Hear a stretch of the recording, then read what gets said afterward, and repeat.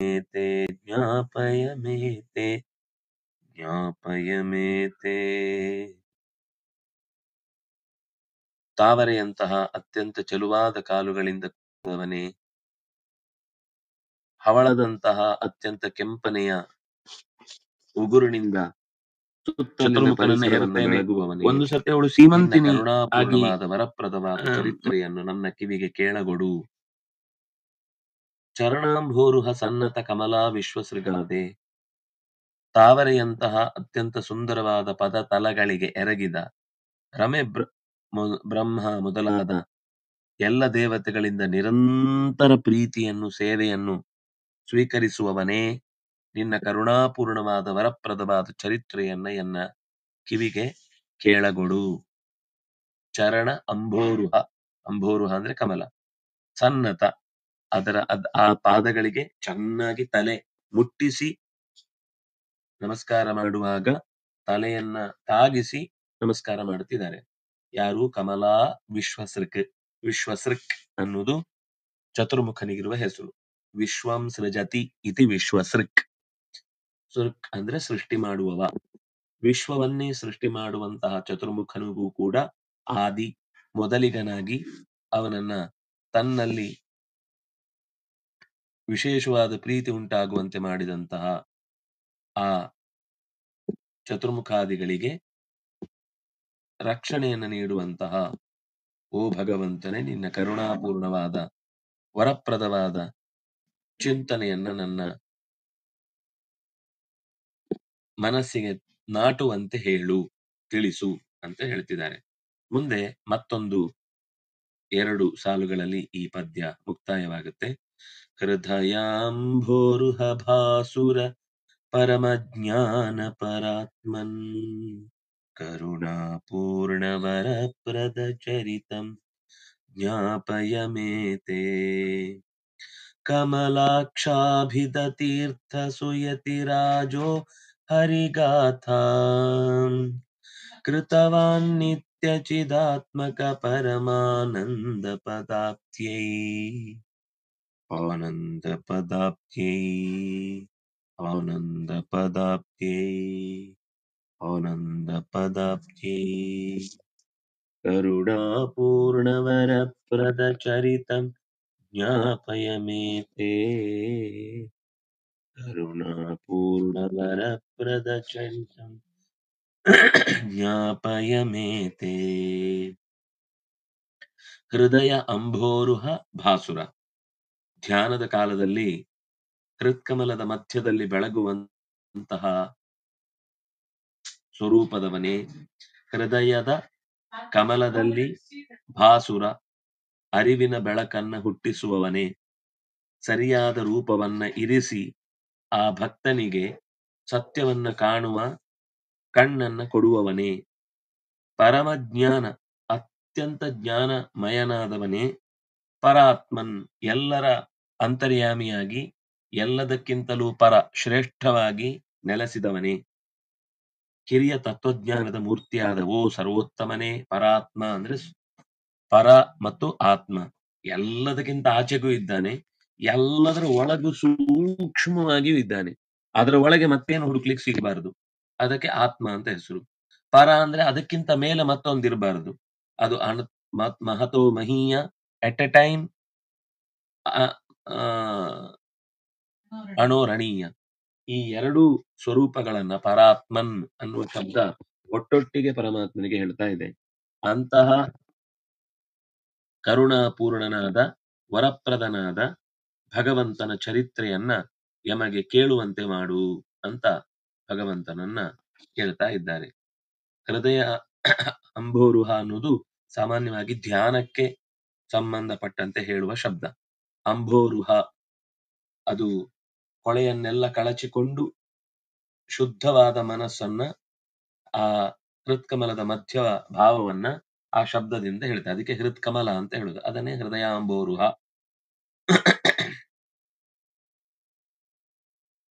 ಹೃದಯಾಂಬೋರುಹ ಭಾಸುರ, ಅಲ್ಲಿಗೆ ಧ್ಯಾನ ಕಾಲದಲ್ಲಿ ಉಪಾಸಕರಿಗೆ ಬೆಳಕನ್ನ ಕೊಡುವವ, ಅದು ಸಂಬೋಧನೆಯಾಗಿ ಬಂತು. ಭಾಸುರ ತಿಳಿವಿನ ಬೆಳಕನ್ನ ನೀಡುವಂತಹ, ಯಾಕೆಂದ್ರೆ ಅವನು ಪರಮಜ್ಞಾನ. ಯಾಕೆ ಅವನ ಬೆಳಕನ್ನ ಹೃದಯದ ಅಂತರಾಳದಲ್ಲಿ ಹೆಚ್ಚಿಸ್ತಾನೆ, ಅದನ್ನ ಬಿಚ್ಚಿಕೊಡ್ತಾನೆ. ಇದ್ದದ್ದನ್ನೇ, ಒಳಗೆ ಇದೆ, ಅರಿವಿನ ಮೂಟೆ ಇದೆ, ಅದರ ಗಂಟನ್ನ ಬಿಚ್ಚಿ ಹೊರಕ್ಕೆ ತರುವಾಗ ಅವನಿಗೆ ಯಾಕೆ ಅದು ಗುಟ್ಟು ಹೇಗೆ ಗೊತ್ತಾಯ್ತು ಅಂದ್ರೆ, ಅವನ ಜ್ಞಾನದ ಬಗ್ಗೆ ಬಹಳ ಕಾಳಜಿ ವಹಿಸುವವನು, ಸ್ವತಃ ಜ್ಞಾನಿ, ಮತ್ತು ಅಂತ ವಿಷಯದಲ್ಲಿ ತುಂಬಾ ಆಸಕ್ತ ಕೂಡ.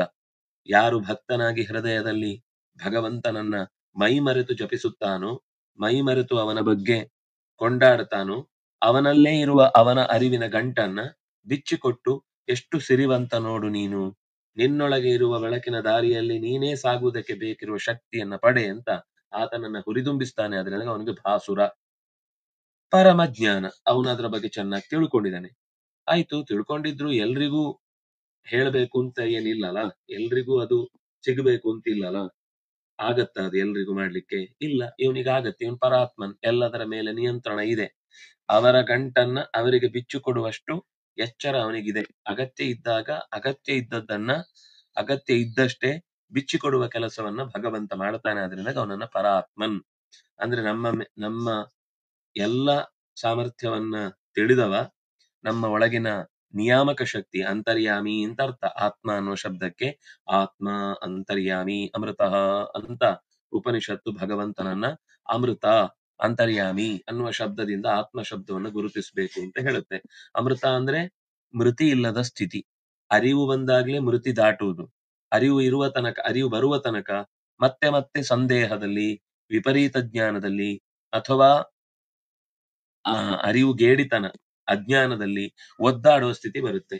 ಯಾವಾಗ ಪರಾತ್ಮನಾಗಿ ಆತ್ಮಜ್ಞಾನವನ್ನ ಕೊಡ್ತಾನೋ, ಆವಾಗ ಈ ಜ್ಞಾನಕ್ಕೆ ಅಂಟಿದ 3 ರೋಗ: ಅಜ್ಞಾನ, ಅನ್ಯಥಾ ಜ್ಞಾನ, ವಿಪರೀತ ಜ್ಞಾನ. ಅಜ್ಞಾನ ಅಂದ್ರೆ ತಿಳಿಯದೇ ಇರುವುದು, ಅನ್ಯಥಾ ಜ್ಞಾನ ಅಂದ್ರೆ ತಪ್ಪಾಗಿ ತಿಳಿಯುವುದು, ಅಥವಾ ವಿಪರೀತ ಜ್ಞಾನ ಅಂದ್ರೆ ತಪ್ಪಾಗಿ ತಿಳಿಯುವುದು. ಇನ್ನೊಂದು ಸಂಶಯ, ಅದೋ ಇದೋ, ಹಾಗೋ ಹೀಗೋ, ಇನ್ನೊಂದು ಮತ್ತೊಂದು, ಹೇಗದನ್ನ ಪರಿಹರಿಸಿಕೊಳ್ಳುವುದು ಅಂತ ತಿಳಿಯದ ಸ್ಥಿತಿಯಲ್ಲಿ ಉಳಿಯುವಂತಹದ್ದಕ್ಕೆ, ಸಮಸ್ಯೆಗೆ ಪರಿಹಾರವನ್ನಾಗಿ ಪರಾತ್ಮ ಅಂತ ಅವನನ್ನು ಚಿಂತಿಸಿದ್ರೆ, ಹೃದಯದಲ್ಲಿ ಭಿದ್ಯಂತೆ ಹೃದಯ ಗ್ರಂಥಿ ಛಿದ್ಯಂತೆ ಸರ್ವ ಸಂಶಯ ಕ್ಷೀಯಂತೆ ಚಾಸ್ಯ ಕರ್ಮಾಣಿ ತಸ್ಮಿನ್ ದೃಷ್ಟೇ ಪರಾವರೆ. ಹೃದಯ ಕಮಲದಲ್ಲಿ ಆತ ಅರಸಿಕೊಂಡು ಬಂದಾಗ, ಅರಸಾಗಿ ನಿಂತಾಗ ಒಳಗಿನ ಎಲ್ಲ ಕೊಳೆಗಳು ಪರಿಹಾರ ಆಗುತ್ತೆ, ಸಂದೇಹಗಳು ದೂರ ಆಗುತ್ತೆ, ಅನ್ಯಥಾ ಜ್ಞಾನಗಳು ನಾಶವಾಗುತ್ತೆ. ಇದರಿಂದಾಗಿ ಅವನಿಗೆ ಆ ಸ್ಪಷ್ಟತೆ, ಅಂದ್ರೆ ಯಾವುದೇ ಒಂದು ವಸ್ತುವನ್ನ ಮುಂದೆ ಗಮನಿಸುವಾಗ್ಲೂ ಅವನಿಗೊಂದು ಕ್ಲಾರಿಟಿ ಇರುತ್ತೆ. ಏನೇ ನೋಡುವಾಗ್ಲೂ ಸ್ಪಷ್ಟವಾಗಿ, ಅದಕ್ಕೆ ಅನಗತ್ಯವಾದ ವಿಷಯ ಯೋಚನೆ ಮಾಡಲ್ಲ, ಯಾವ ಅಗತ್ಯವಾದ ವಿಷಯವೂ ಅದನ್ನ ಬಿಡಲ್ಲ. ಇಷ್ಟು ಮಾತ್ರ ಚಿಂತಿಸುವ ಶಕ್ತಿಯನ್ನು ಜೀವನದಲ್ಲಿ ನಾವು ಪಡೆಯದೇ ಇದ್ರೆ, ಬದುಕು ತುಂಬಾ ದುರ್ಭರ ಮತ್ತು ಬರೀ ಒದ್ದಾಟಗಳಲ್ಲೇ ಕಳೆದು ಹೋಗುತ್ತೆ. ನಾವೇ ಊಹಿಸಿಕೊಂಡು, ನಾವೇ ಕಷ್ಟಪಟ್ಟು, ನಾವೇ ಒದ್ದಾಡಿ, ಏನೂ ಆಗದೇ ಇದ್ರೂ ಎಲ್ಲ ಆಗಿದೆ ಅಂತನೋ, ಅಥವಾ ಎಲ್ಲ ಆಗಿದ್ರೂ ಏನೂ ಆಗಿಲ್ಲ ಅಂತನೋ, ಈ ಒದ್ದಾಟದಲ್ಲಿ ನಾವು ನಮ್ಮನ್ನೇ ನಾವು ಶತ್ರುಗಳನ್ನಾಗಿಸಿಕೊಳ್ಳುವಂತಹ ದುಸ್ಥಿತಿ ಒದಗಿ ಬರುತ್ತೆ. ಅದನ್ನಾಗಿ ದೇವರ ಹತ್ರ ಕೇಳುವುದು, ಹೃದಯಾಂಭೋರುಹ ಭಾಸುರ ಪರಮಜ್ಞಾನ ಪರಾತ್ಮನ್. ಅನಗತ್ಯವಾದದ್ದನ್ನ ಚಿಂತೆಗೀಡು ಮಾಡಬೇಡ, ಅಗತ್ಯ ಇದ್ದದನ್ನ ಚಿಂತಿಸಿದ ಅದನ್ನ ಬಿಟ್ಟು ಬಿಟ್ಟೆ ಅನ್ನುವ ಲೋಪದೋಷಕ್ಕೆ ಕಾರಣವಾಗುವಂತೆ ಮಾಡಬೇಡ ಅಂತ. ಓ ಕರುಣಾಪೂರ್ಣನೆ, ನಿನಗಾಗತ್ತೆ, ನೀನು ಹೀಗೆ ನನ್ನನ್ನ ತಿದ್ದುವುದಕ್ಕೆ ನಿನಗೆ ಸಾಧ್ಯ ಇದೆ. ಯಾಕಂದ್ರೆ ನೀನು ಕರುಣಾಪೂರ್ಣ, ವರಪ್ರದ, ನೀನು ಶ್ರೇಷ್ಠವಾದದ್ದನ್ನೇ ಕೊಟ್ಟಿದ್ದಿ. ಈಗ ಏನ್ ಕೊಟ್ಟಿದ್ಯೋ ಅದು ಯಾವುದನ್ನು ನನಗೆ ಬೇಡವಾದ್ದನ್ನು ಕೊಟ್ಟಿಲ್ಲ. ಬಂದಿದ್ರು ಅದು ನನ್ನ ಕರ್ಮಾನುಸಂಧಾನಕ್ಕೆ ಸರಿಯಾಗಿ ಬಂದಿರುತ್ತೆ ಹೊರತು, ಕಳೆದು ಅದನ್ನ ಪರಿಹರಿಸಿ ಸರಿಯಾದ ದಾರಿ ತೋರ್ಬೇಕಾದವನು ನೀನೇ. ನಿನ್ನ ಹೀಗೆ ಎಷ್ಟೋ ಜನರಿಗೆ ಅನುಗ್ರಹಿಸಿದ ಚರಿತ್ರೆಯನ್ನ, ಎಷ್ಟೋ ಜನರನ್ನ ಉದ್ಧರಿಸಿದ ಕಥೆಯನ್ನ ಜ್ಞಾಪಯ ನನಗೆ ತಿಳಿಸಿಕೊಡು. ಇದರಿಂದ ಧೈರ್ಯ ಬರುತ್ತೆ ಜೀವನದಲ್ಲಿ. ಖಂಡಿತ ಈಗಲೂ ನನ್ನ ದೇವರು ಕೈ ಬಿಟ್ಟಿಲ್ಲ, ಈಗಲೂ ನನ್ನ ಬದುಕಿನಲ್ಲಿ ಅಂತ ಅನರ್ಥ ಆಗಿಲ್ಲ, ಎಷ್ಟೋ ಸೌಖ್ಯವನ್ನೇ ನಾನು ಪಡೆದಿದ್ದೇನೆ. ಇಂಥ ಬದುಕಿಗಾಗಿ ನಿನಗೆ ಅನಂತ ಕೃತಜ್ಞತೆಗಳನ್ನು ಅರ್ಪಿಸುವ ಎಚ್ಚರವಾದರೂ ನನಗೆ ಇರಲಿ ಅನ್ನುವ ದೃಷ್ಟಿಯಲ್ಲಿ ಜ್ಞಾಪಯ, ನನ್ನನ್ನ ತಿಳಿಸಿಕೊಡು, ನನಗೆ ನನ್ನನ್ನು ನಿನ್ನ ಮೂಲಕ ತಿಳಿಸಿಕೊಡು. ಕೊನೆಯದ್ದಾಗಿ ಈ ಪದ್ಯದ ಕೊಲೋಫೋನ್ ಅಂದ್ರೆ ಬರ್ದಿದ್ದು ಯಾರು, ಏನು, ಎತ್ತ ಅನ್ನುವ ಹಿನ್ನೆಲೆಯಲ್ಲಿ ಈ ಪದ್ಯ ಬಂದಿದೆ. ಕಮಲಾಕ್ಷಾಭಿದ ತೀರ್ಥ ಸುಯತಿ ರಾಜೋ ಹರಿಗಾಥಾಂ. ಕಮಲಾಕ್ಷಾಭಿದ, ಕಮಲಾಕ್ಷ ತೀರ್ಥರು ಅಂತ ಪೇಜಾವರ ಮಠದ ಅಧೋಕ್ಷಜ ತೀರ್ಥರ ಶಿಷ್ಯ, ಕಮಲಾಕ್ಷ ಅಂತ ಅವರ ಹೆಸರು. ಆ ಒಂದು ರೀತಿಯಲ್ಲಿ ಆಚಾರ್ಯ ಮಧ್ವರ ಪ್ರಶಿಷ್ಯರು ನೋಡಿದ್ದಾರೋ ಇಲ್ವೋ ಗೊತ್ತಿಲ್ಲ. ಆದರೆ ಆಚಾರ್ಯರ ಶುದ್ಧ ಪರಂಪರೆಯನ್ನ ಉಳಿಸಿಕೊಂಡಿದ್ದಾರೆ ಅನ್ನುವುದಕ್ಕೆ ಈ ಕರುಣಾಪೂರ್ಣ ವರಪ್ರದ ಚರಿತಂ ಅನ್ನುವ ಸಾಲು ಆಚಾರ್ಯರ ದ್ವಾದಶ ಸ್ತೋತ್ರದಲ್ಲೂ ಬರುವಂತ ಸಾಲೆ. ಅವನ ಶ್ರೀಪತಿರ ಪ್ರತಿರಧಿಕೇಶಾದಿ ಭವಾದೆ ಅನ್ನುವ ಪದ್ಯದ ಧಾಟಿಯನ್ನೇ ಅನುಸರಿಸಿ ಅದೇ ಧ್ರುವ ಪದವನ್ನ ಸ್ವೀಕರಿಸಿ ಈ ಪದ್ಯವನ್ನ ರಚಿಸಿದ್ದಾರೆ. ಹೀಗೆ ಜ್ಞಾನಾನಂದಮಯವಾದ ಭಗವಂತನ ನಿತ್ಯಲೋಕವನ್ನು ಪಡೆಯುವ ಬಯಕೆಯಿಂದ ಕಮಲಾಕ್ಷ ತೀರ್ಥನೆಂಬ ಹಿರಿಯ ಸ್ವಾಮಿ ಈ ಪದ್ಯವನ್ನ, ಹರಿಯ ಗಾಥೆಯನ್ನ ರಚಿಸಿದ್ದಾರೆ ಅಂತ ಆ ಪದ್ಯದಲ್ಲಿ ಅವರು ಹೇಳಿಕೊಂಡಿದ್ದಾರೆ. ಇದು ಕಮಲಾಕ್ಷ ತೀರ್ಥರು ಬರೆದದ್ದನ್ನ ಬೇರೆ ಇನ್ನೆಲ್ಲೂ ಕೂಡ ನಮಗೆ ಹುಡುಕಿ ಪಡೀಲಿಕ್ಕೆ ಸಾಧ್ಯ ಆಗದ್ದು. ಸ್ತೋತ್ರ ಕಾವ್ಯ ಅನ್ನೋದು ಅಷ್ಟಮಠದ ಪರಂಪರೆಯಲ್ಲಿ ಅನೇಕ ಸಿಕ್ಕಿದೆ, ಅದರಲ್ಲಿ ಇದು ಒಂದು. ಬಹುಶಃ ಮೊದಲನೆಯವರು ಆಚಾರ್ಯರ ನಂತರ ಶಿಷ್ಯ ಪರಂಪರೆಯಲ್ಲಿ ನರಹರಿ ತೀರ್ಥರು ಬಿಟ್ರೆ ಆ ಸ್ತೋತ್ರವನ್ನ ಕೊಟ್ಟದ್ದು ಸಿಕ್ಕುವುದು ನಮಗೆ ಇವರದ್ದು ಮಾತ್ರ. ಇದರ ನಂತರ ರಾಜರಾಜೇಶ್ವರಿ ಯತಿಗಳು ಬರೆದಿದ್ದಾರೆ ಸ್ತೋತ್ರಗಳನ್ನ. ವಿಜಯಧ್ವಜ ತೀರ್ಥರದ್ದು ನಾವು ಹಿಂದೆ ನೋಡಿದ್ದೇವೆ. ಆಮೇಲೆ ವಾದಿರಾಜರು ಬಹಳ ಬಹಳ ಅಪರೂಪದ ರೀತಿಯ ಸ್ತುತಿಗಳನ್ನೆಲ್ಲ ರಚಿಸಿದ್ದು ನಮಗೆ ಅದರ ಪರಂಪರೆ ವ್ಯಾಪಕವಾಗುವುದಕ್ಕೆ ಕಾರಣವಾದದ್ದನ್ನ ನಾವು ನೋಡುತ್ತೇವೆ.